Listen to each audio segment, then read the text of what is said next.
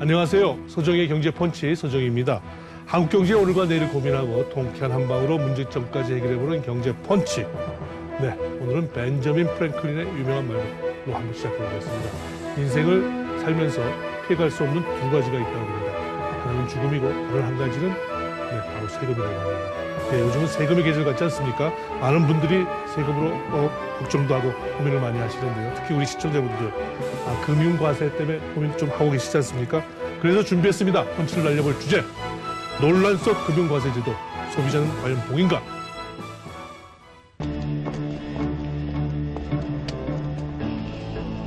세금 받으러 왔어. 어린 자식이 아무데나 밀고.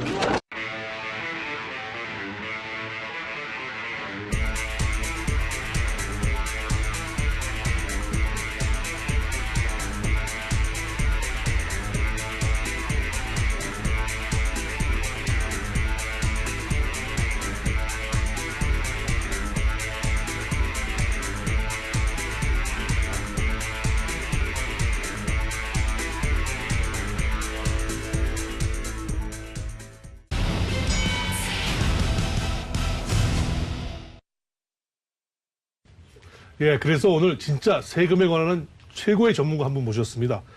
진금융조세연구원 대표이자 지금 연세대학교 법무대학원 겸임교수로 계신 김영민 교수님 모셨습니다. 안녕하세요. 안녕하십니까. 우리 임 교수님이 사실은 기획재정부 세제실장 출신 아니십니까? 네, 맞습니다. 우리나라 세금에 관한 누구보다도 실무만 밝으실 뿐만 아니라 이미 이제 아카데믹하게 밝으시고 최근에 이런 책도 쓰셨어요. 예. 이거 뭐 너무 어려워서 제가 좀 두껍고 합니다만은 이런 책 좀 어떻게 쓰게 된 경위가 뭐 있으신가요? 제가 쓰게 된 경위는 이제 우리 100세 시대지 않습니까? 100세 시대인데 우리나라 사람들은 일반적으로 한 70%가 부동산이고 30%가 금융상품인데 선진국은 부동산에는 50% 이내입니다. 그렇죠. 그래서 금융상품으로 많이 우리가 금융자산을 형성해야 되기 때문에 이런 책이 부족해가지고 제가 금융상품과 세금이라는 책을 쓰게 됐습니다. 말씀 주셨듯이 앞으로 모든 게 세금으로 연결되는 것 같아요.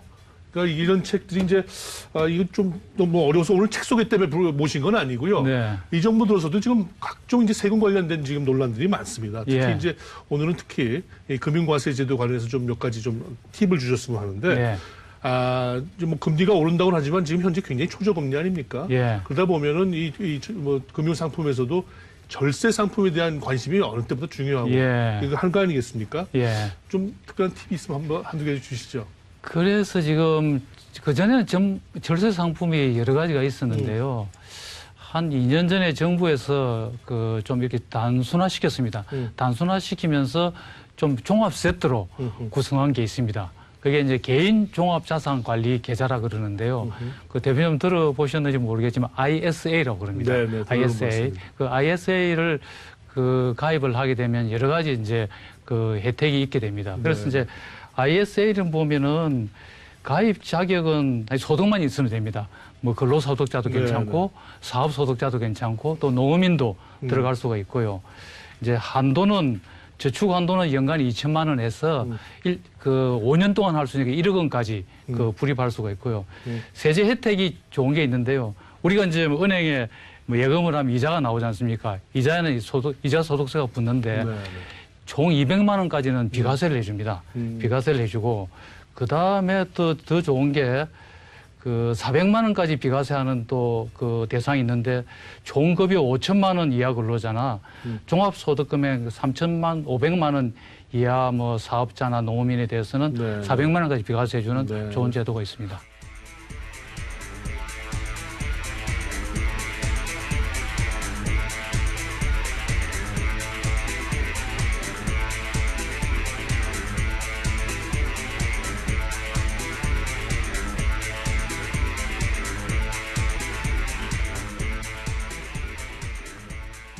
아무튼 뭐 여러 가지 다양한 게 있는데 제대로 잘 모르는 경우가 있는데 좀 꼼꼼히 따져볼 필요가 있겠어요. 오늘은 특히 이제 우리 시청자분들 중에 주식 투자하는 분들 많이 계십니다. 우리 주식 투자와 관련해서도 세금이 우리가 알게 모르게 많이 붙고 있죠. 어떤 세금들이 붙고 있나요? 우리가 이제 주식을 구입하면은 크게 두 가지 이익이 생깁니다. 보유하고 있으면 이제 회사에서 배당이 나오고요. 그다음에 또 팔게 되면은 주식 매매 차익이 생기거든요. 그렇죠. 배당에 대해서는 기본적으로 우리가 15.4%의 배당 소득을 세세를 내게 되고요. 방금 대표님 금융소득 종합과세 말씀하셨는데 배당이라든지 다른 또 이자라든지 이걸 금융소득이라 그러는데 금융소득이 연간 2천만 원을 초과하면은 그 초과분에 대해서는 그 종합과세를 하게 됩니다. 네. 종합과세 최고 세율은 그 46.4%입니다. 네. 그렇게 되고요.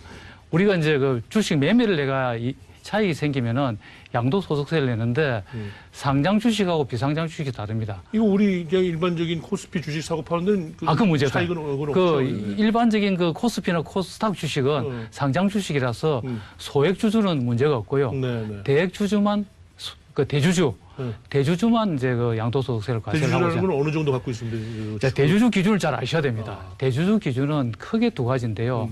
하나는 지분 기준이 있고 자기가 몇 퍼센트를 가지고 있느냐. 그렇죠. 하나는 또 금액 기준이 있습니다. 아하. 그 지분 기준을 보면은 그 코스피 같은 경우에는 보면은 그 우선 지분 기준을 보면 1% 이상 가지면은 그 대주주가 됩니다. 네네. 그 다음에 코스닥은 2% 이상. 그런데 금액은 보면은 코스피는 15억 원 이상이고요.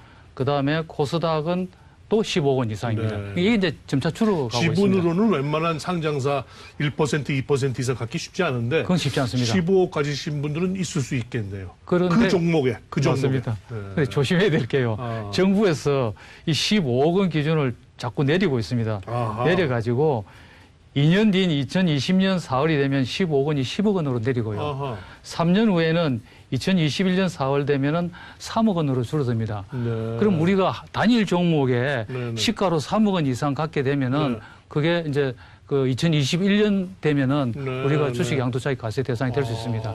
예. 그러면 일반적으로 우리가 생각할 때 이제 주식을 해서 이렇게 이익을 보면은 또 예. 뭐 세금을 낸 것 같이 예. 할 수 있는데 또 손해 본다고 보전해 주는 것도 없지 않습니까?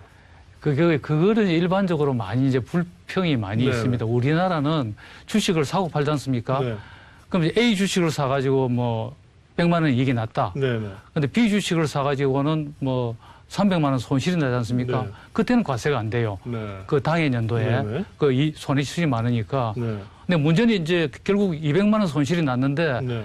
그 다음에 또 300만 원 이익이 나지 않습니까? 네. 그럼 금년에 200만 원 손실 본 거는 그냥 건너가 버리고요. 합산해서 합산 안 해줍니다. 계산 안 해주고 그 다음 연도 300만 원 이익이 나면 그 세금을 때리니까. 이 볼 때만 그냥 이게 그래서 매년 이렇게 그걸 하기 때문에 그게 너무 불평이 세수 많습니다. 위주 중심 아닙니까? 그래서 지금 불평이 왜 작년에 손해본 것은 금년에 했으면 그걸 까줘야 되는데 왜 안 까주고 세금을 내느냐. 그게 큰 불평입니다. 좀 개선 가능성이 있나요? 개선 가능성은 이제 정부의 입장을 들어봐야 되는데 정부의 입장은 그렇게 이제 연도별로 이어를 해가지고 네네. 해주게 되면은 세수에 좀 지장이 생긴다. 네. 이런 이야기거든요. 세수라는 것은 우리가 나라 살림이 중요하기 때문에 다른 나라 경우를 제가 알아보니까 미국은 연도에 관계없이 다 이열이 됩니다. 영구히 자기 살아있을 동안에 총 그럼 정리를 총 해가지고 20년 후에도 어. 저 전에 받았던 손실이 있으면 까주게 되는데요.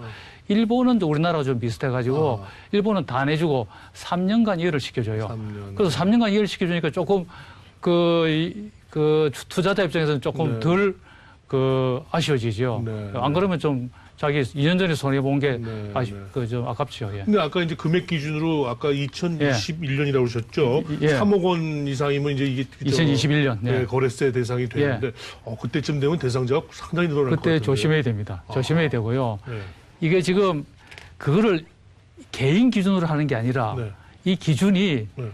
그 두 가지가 있습니다. 최대 주주, 어허. 어떤 회사의 최대 주주다. 어허. 최대 주주 같으면은 혈족, 자기 혈족은 6촌 이내고 인척이래 가지고 뭐 처가까지 포함하면 4촌 이내로 됩니다. 네네. 그런데 이제 그 최대 주주가 아니면은 어허. 직계 가족은 다 들어갑니다. 네. 직계 좀비속, 아하. 할아버지, 할머니 뭐 다 들어가고 배우자까지. 네. 그러니까 자기만 갖고 있는 게 아니라 자기 배우자, 자기 아들, 딸 다 예. 합해 가지고 이게 이제 계산하게 되죠. 네. 그때가 돼도 하여튼 3억 원 미만이면 뭐 걱정 안 해도 되는 겁니다. 안 해도 되는데요. 네. 제가 알아보니까 이게 자기 혼자는 계산이 되는데 자기 부모님까지도 계산해야 되지 않습니까? 아하. 부모님이 얼마 갖고 계십니까? 물어봐야 되니까. 아까 그런 식의 관련이 예, 있는 분들 직계 좀비속이 다 들어가니까 그런 거 조심해야 되거든요. 그리고 이제 이 기준이 예. 비율 기준은 둘 다 직전 연도 말인데 예. 2018년 같으면 작년 2017년도 말에 예. 계산을 합니다. 예. 하는데 지분은 연도 중에 자기가 예를 들어서 조금 더 샀다. 네. 뭐 작년에는 뭐 0.9%였는데 예. 금년에 더 사서 1.1%가 됐다. 그럼 그때부터 또 적용을 받습니다. 예. 그런데 금액 기준은 작년 말에 예를 들어서 지금 현재 기준이 그 코스피가 15억 원 아닙니까? 네. 작년 말에 15억 원이 안 됐으면 금년도 중에 예를 들어 16억 원이 되더라도 괜찮아요. 어허. 왜 괜찮냐면은 시가라는 것은 자기 뜻과 관계없이 오르락 내리락 하지 않습니까? 자기 뜻과 관계없이 올라가지고 되면 안 된다 이거죠. 그래서 시가 금액 기준은 작년 말이고 지분은 작년 말에는 괜찮더라도 금년에 초과되면은 또 해당이 된다. 네. 그렇게 보셔야 됩니다. 뭐 복잡해서 복잡합니다. 예. 저 비슷하게 좀 저 관련이 있으실 만한 분들은 꼼꼼히 따져봐야 이제 될것 꼼꼼히 같습니다. 따져야 됩니다. 네.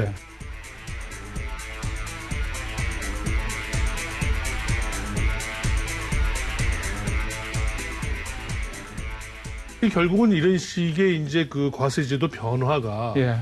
과연 좀 뭐 저 좋은 영향도 있을 수 있겠습니다. 좀 악영향도 있을 수 예. 있는데 어떻게 보세요?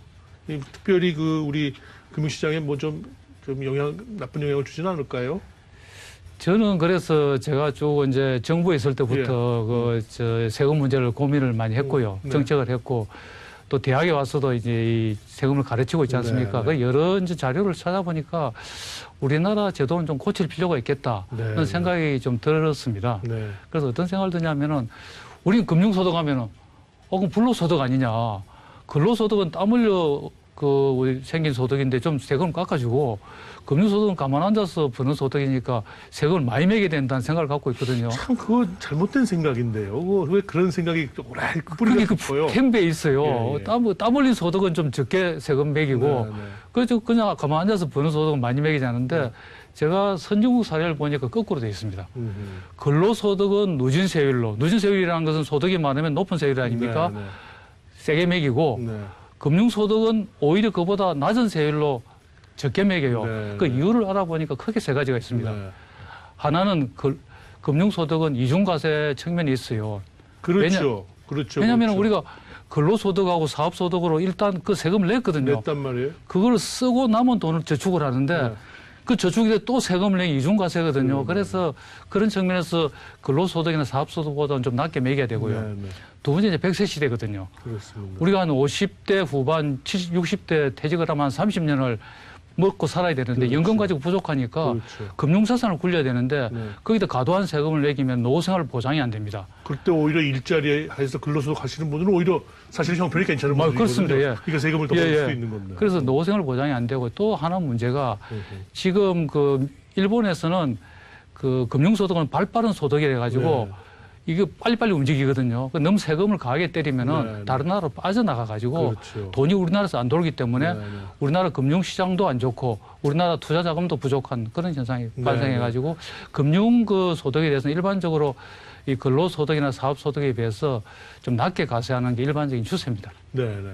나는 우리 김 교수님 또 지적 중에서 이 세금에 관한은 어떻게 보면 이제 상당히 형평성이라는 게 참 중요한데 예. 특히 우리 그 어떤 수평적 형평성에 있어서는 아주 굉장히 미시하고 단견적이다. 예. 전체를 보지 못하는 숲을 보지 예. 못하는 그런 맹점이 있다. 예. 뭐 이런 지적을 하셨던데 그게 어떤 얘기일까요?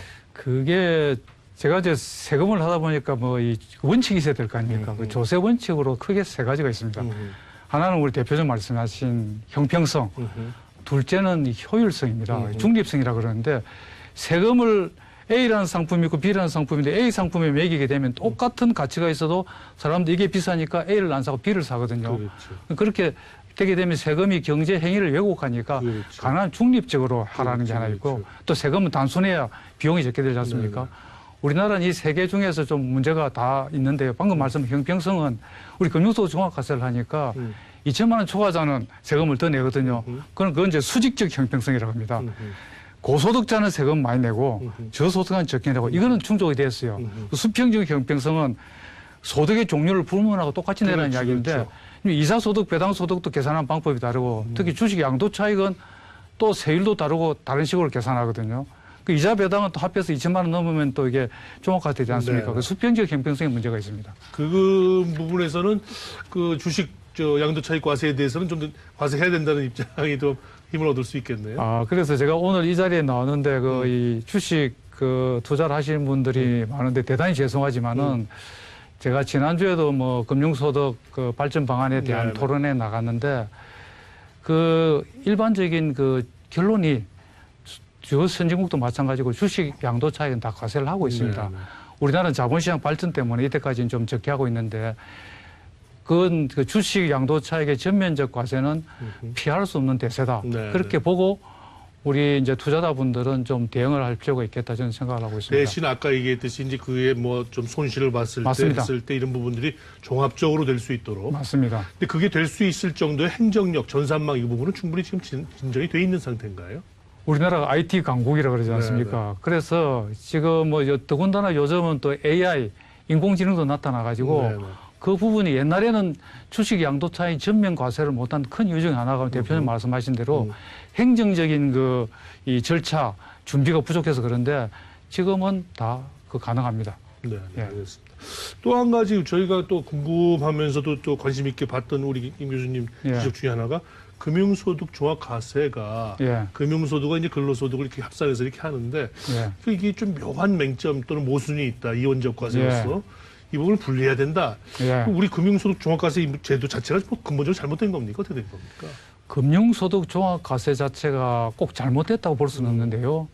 시대 정신이 변하고 있습니다. 그전에는 뭐냐면은 수직적 형평성. 아까 조금 전에 예, 그 얘기했죠. 이야기를 했는데 지금은 금융소득은 근로소득과 다르다. 네, 네. 다르기 때문에 다른 건 다르게 취급해야 되고 그래서 국제간 자본 이동이라든지 이중과세라든지 또 노후생활 보장 측면에서 이제 금융소득은 근로소득과 분리해서 네. 단일 세율을 좀 비교적 낮은 세율로 분리과세하는 게 일반적인 추세입니다. 대부분 뭐 북유럽이라든지 그다음에 독일, 일본 같은 나라, 최근에는 프랑스도 네. 소위 이원적 소득 세제를 하고 있고요. 네. 미국은 아직 안 하고 있는데 미국은 세계 최대 강국이기 때문에 자본 유출 이런 게 별로 신경을 안 쓰는 그런 측면도 있습니다. 말씀 주셨듯이 이제 주식 뭐 양도 차익이라든지 뭐 여러 가지 뭐 과세 대상이 뭐 앞으로 뭐 늘어날 수는 예. 있겠어요. 근데 문제는 세금을 내시는 분들이 예. 야, 그래 나 수긍을 하신다든지 예. 납세자들의 친화적인 예. 어떤 그런 제도가 돼야 되지 않겠습니까? 예. 우리 지금 세제는 어느 정도 소비자 납세자 친화적이라고 100점 납세자 만점을 저도 뭐 세실에 몇 점 근무를 주시겠습니까? 했지만은 A 학점이나 B 학점은 줄 수가 없고요. 어렵죠? 제가 제대로 준 다음에 C 학점 한 70점 정도 주지. 그래도 많이 주십니다, 역시. 그러니까, 예. 앞으로 하여튼 소비자 친화적이고, 납세자 친화적인 예. 세제로 가는 길은 좀 멀리 가야죠. 예. 네네. 그러기 위해서 한두 가지 좀 당장 빨리 좀 고쳤으면 하는 거 혹시 있으실까요? 저는 아까 그래서 지적까지 몇 가지 지적해 주셨습니다만. 좀 제가 용어를 써서 미안한데요. 네네. 조세 원칙 중에 하나가 순소득 과세 원칙이 있습니다.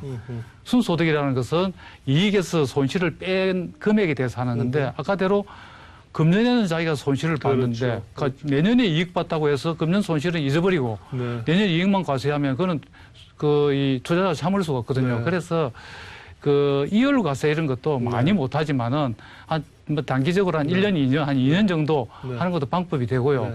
그 다음에 주식도 대표님 투자를 하시면은 국내 주식에서는 손해를 보고 네. 해외 투자 주식 이익을 보지 않습니까? 이 별도로 계산합니다. 네. 국내 주식에서 100원 손해보고 네. 해외 주식이 200원 이익 보면은 네. 100원 손해본 거는 그거 끝내버리고 200원만 과세하거든요. 그래서 네. 우선은 이 국내 주식, 해외 주식 동산이라든지 이런 것도 좀 할 필요가 있습니다. 끝으로 한 가지만 여쭤보겠습니다. 전문가가 오셨으니까.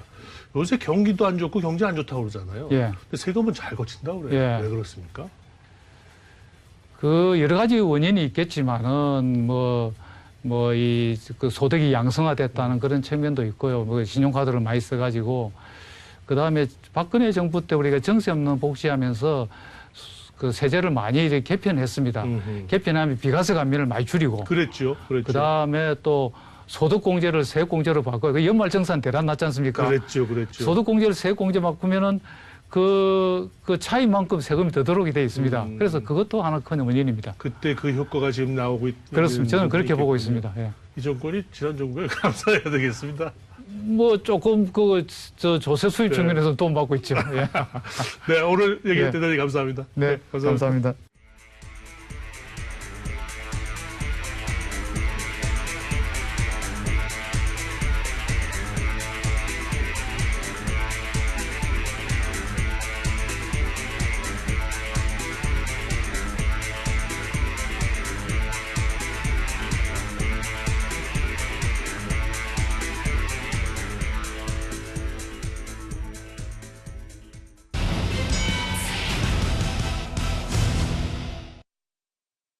다양한 경제 이슈에 대해 해외 석학의 통찰을 들어보는 월드 나우. 네, 미국에는 재미난 통설이 하나 있죠. 민주당 대통령이 당선되면 오히려 증시가 하락이 되고 공화당 대통령이 당선되면 증시가 좀 나빠진다는 건데요. 글쎄요, 과연 그럴까요? 시카고 경영대학원의 피에트로 베로네시 교수의 얘기를 한번 들어보시죠. Stock market has done much better during Democrats' presidencies than under Republican presidencies. At first sight, it looked like the good performance of the stock market during Democrats may be something that the president does, that maybe Democratic presidents are better into doing something for the economy, and therefore the stock market does better than under Republicans. In our paper, we propose a new model of political cycles. In this model, we have people who are different. Some people are good in being entrepreneurs, some other people are less good to be entrepreneurs. And such people have to make choices. They have to make two types of choices: the choice to be an entrepreneur or a government worker, and the choice to whether vote for a high-tax government with a lot of redistribution or a low-tax government. So during periods of high-risk aversion, which means people are less willing to take business risk and less willing to invest in the stock market at the same time, they would tend to vote for Democrats because they promise higher taxes and more redistribution. This implies that the fact that ex post we see good stock market returns is just a reflection on the fact that the Democrats are voting in when the risk aversion is very high. And when that risk aversion is very high, normally, well, other evidence suggests that this is true during bad times, during crisis times, and periods like that. Our model, therefore, suggests that it's not so much what presidents do or their policies that affect the stock market, and therefore they causally do good to the market, but rather is when they are voted in that is the main reasons why the stock market does so well during Democratic presidencies compared to Republican presidencies. 예, 보셨다시피 증시 화랑과 어느 당 대통령이냐는 특별한 관계가 없는 것 같죠. 그럼에도 불구하고 왜 이런 통설이 생겼을까요? 아마도 미국의 월가와 민주당 지지자층의 어떤 그런 분석 과정에서 그런 통설이 생긴 것 같습니다. 조정의 경제펀치 오늘 여기서 이만 인사드리겠습니다.